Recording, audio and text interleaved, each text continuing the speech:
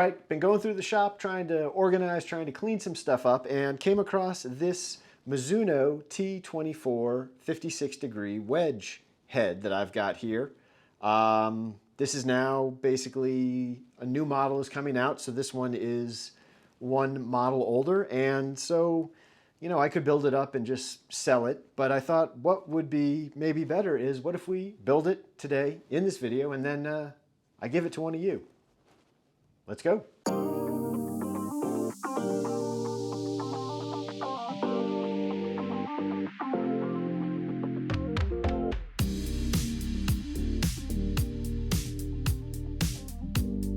Hi guys, welcome back to the channel. Hope you're having a wonderful day. So this Mizuno T24 wedge in this what they called denim copper or copper denim. It's essentially just a copper colored wedge. Absolutely beautiful. Always love a copper colored golf club. But we're going to put this club together with some stuff basically I've got sitting around the shop, but I think we're gonna make it look really nice. We're going to do some little custom touches. It's going to be really beautiful, and at the end of it, if you like the way it looks, well, you could win that wedge. So we will get back to exactly what you have to do in order to win it a little bit later on. But let's get started talking about what we're going to do with this wedge build. All right, so we've got our Mizuno head. Next up, shaft. I've got a shaft here. I think will be a perfect fit for this. This is Dynamic Gold, 120 gram tour issue S400. Not a shaft that you necessarily see that often in the 120 tour issue, but at this weight, I think this is a really good balanced shaft for a wedge, especially with most recreational golfers or golfers who are going to have their irons, say, between 100 gram shafts and 120 gram shafts.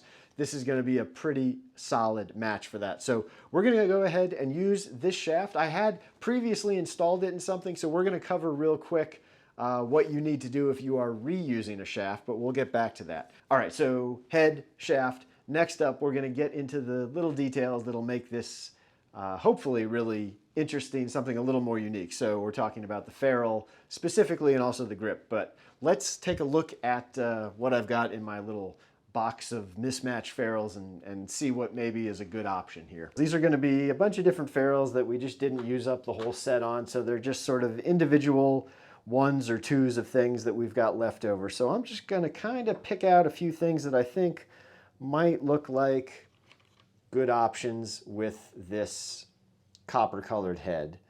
That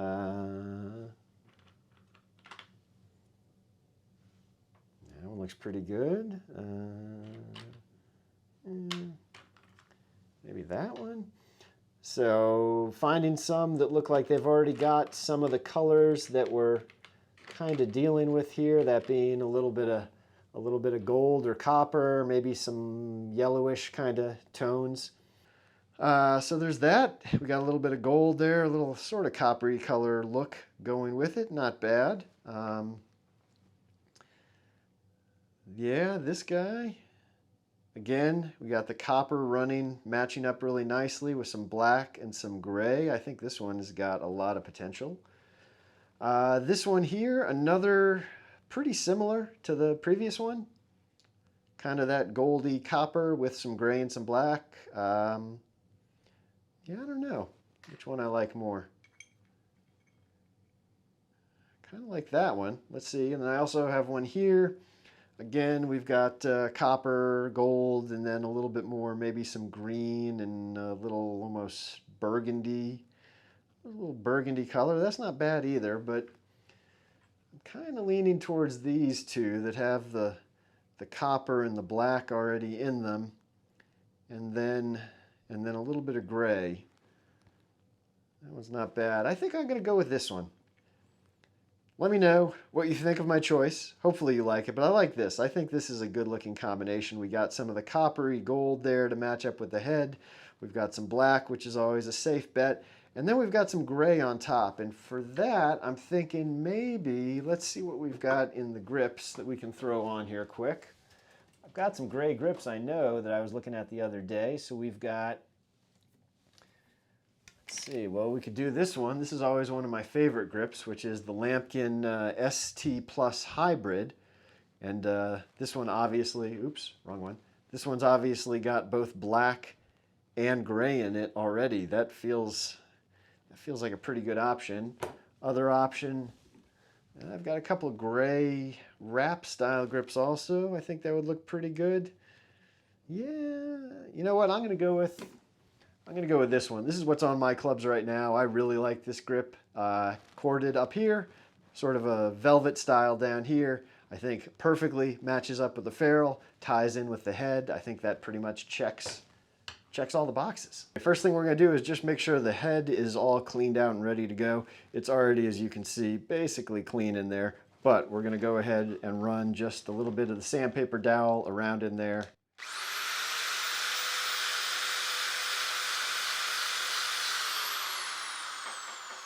Now next up, we're going to use this shaft. Now I have already previously cleaned this shaft, so you can see here the tip of it, there's nothing down in there, there's no old epoxy. We're going to re-prep all this and get it cleaned up for a better bond.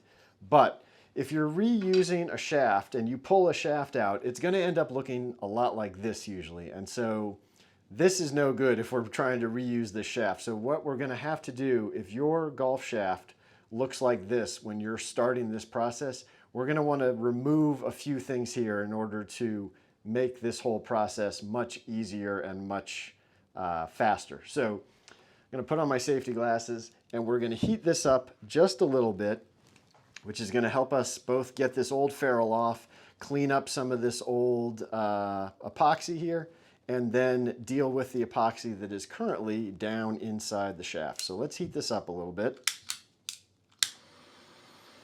Be careful when you're heating up ferrules, especially if you're using an open flame like a torch like this, because some ferrules will actually catch on fire pretty easily if you're not paying attention. So just be real quick with the heat, just like that. And now we'll take a utility knife, we'll cut the old ferrule off, which should come off pretty easily at this point, and should just kind of peel off like that. And then we can use our knife and just scrape off the old epoxy, kind of like that. You may have to scrape it a little bit harder. If it's a steel shaft, you can do this. You can take the blade, use it like a blade, and scrape off the old epoxy just like that. If this is a graphite shaft, you don't want to do this because you will cut right into the fibers and you'll ruin the shaft. So in that case, you really want to use the blade like a scraper. Have the blade basically slightly past 90 degrees, blade pointing towards you, scraping away from you, and you're just removing the old epoxy that way. But with a steel shaft, you don't have to worry about it. You can use the blade side, cut into it just like that. Okay, now I've put the end of the shaft in a vise because we need to get out either the old epoxy that's stuck down in the tip here, or sometimes there may be a tip weight that's also in there that we need to remove. So all we're going to do here is, again, we're going to heat this up a little bit because it's cooled off, and then we're just going to use a drill and drill out the inside of this. You want to make sure there's nothing blocking the end of the shaft, otherwise you'll get a pressure buildup, and when you put this head onto the shaft with the ferrule, the pressure will build up as it's setting, and it'll start pushing apart, and then you'll have a big gap between the head and the ferrule, and the head won't be completely on the shaft. It's a bad thing. So you want to make sure you've got a nice, fully open cavity inside that shaft for the air, for the pressure to release through. Okay, now we're going to take the drill, just drill out the middle. If you're lucky, if there's a little weight in there, it'll just kind of get caught on the end of the drill and do it exactly what we saw there, just come out on its own. At that point,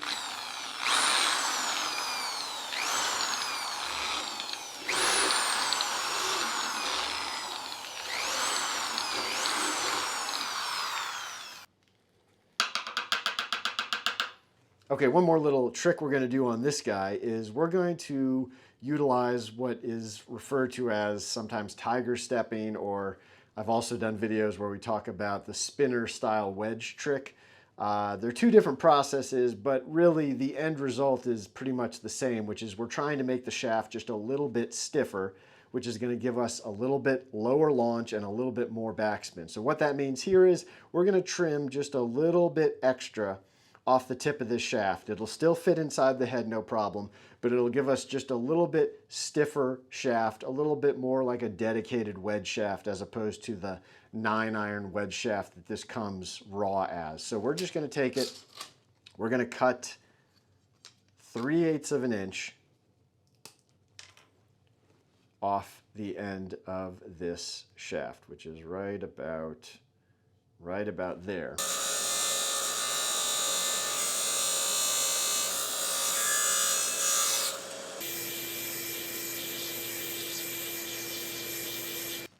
Still fits, no problem inside the head, so we're all good there. Now we're going to measure it out for the final length and cut it. And for this guy, we're going to have it play right at what is, let's go maybe just a fraction longer than what the standard is. We'll go ahead and put it at 35.5 because that way a greater number of golfers can potentially use it. You can always cut it down after the fact. It's a lot harder to build it back up. So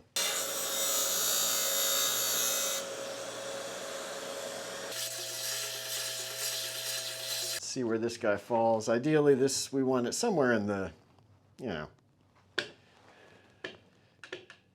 D4 range, something like that. Again, that's going to be a pretty close match to any number of stock configuration sets, so we don't need to do anything crazy here.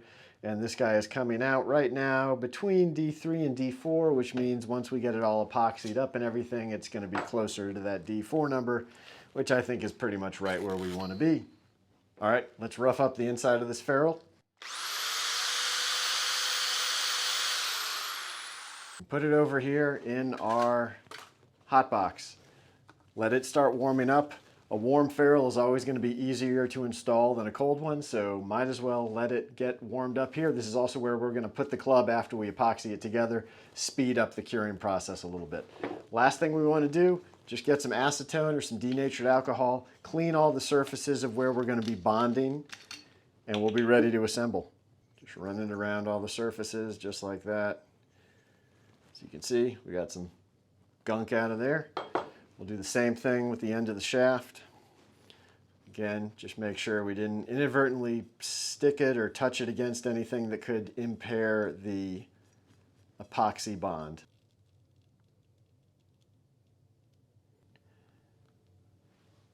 Just a little bit of shafting beads. This fit is already so snug, it's not really necessary, but all right, we've mixed it for about 60 seconds. Let's go ahead and get this club put together. Probably seen plenty of my videos at this point, so you know the basic process. We're going to get just enough epoxy on the end of the stick here just to coat all the surfaces inside the hosel. So just work that around. Make sure we coat all of that hosel just like that. Next, we're going to take the shaft. We're going to put just a little ring right there about an inch down. That's going to help hold the ferrule in place. We're going to get our ferrule out of the hot box, which is now a little bit warm and should slide on quite easily. If we need to get a little help, I've got my little block here that's just going to help us get the ferrule into position. We just slide it down just like that. Gets the ferrule most of the way down. And now we're just going to add a little bit more epoxy. Again, just making sure all the surfaces are coated. Don't have to go crazy, just enough to cover it. Slide them together and rotate as we're going. Once we get it on there like that, we want to tap it down a few times to make sure that the shaft bottoms out.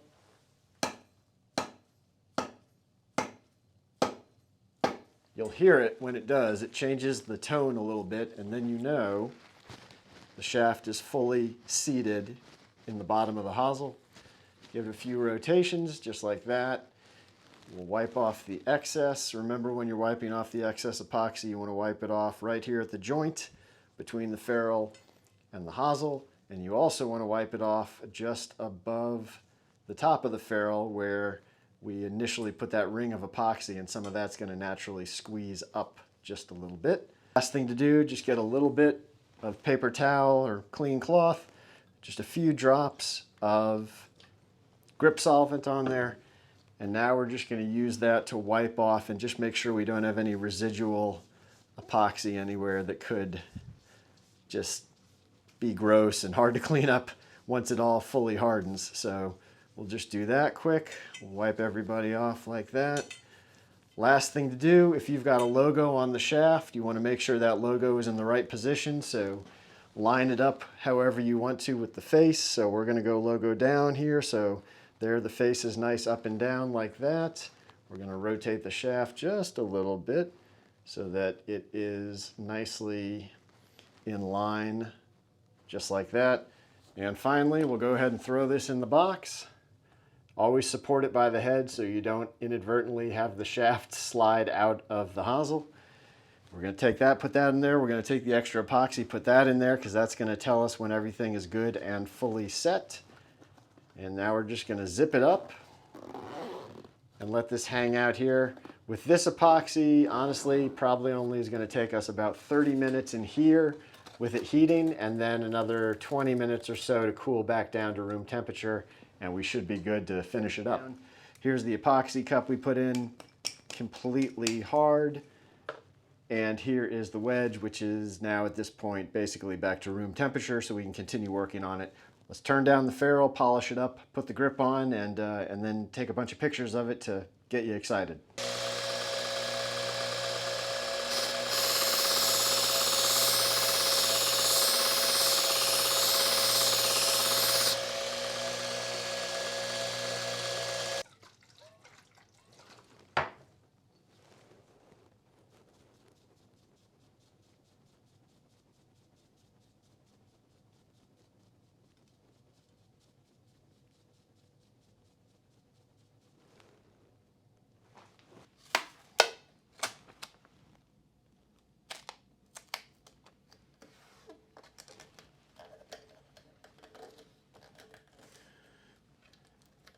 Let's go logo down.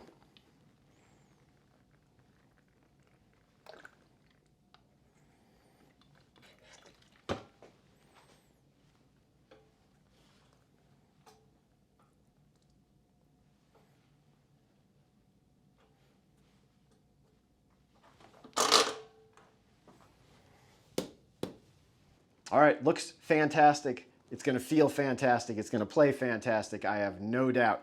I think this wedge is absolutely beautiful.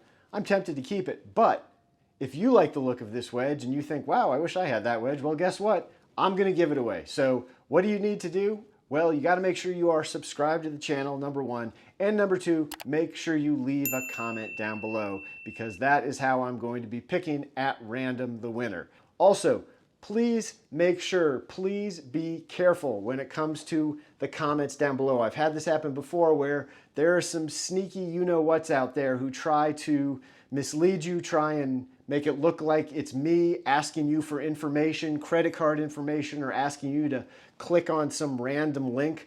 I am never going to do any of that. I'm never going to ask for credit card information from you. I'm never going to have some random link that I tell you you need to click on.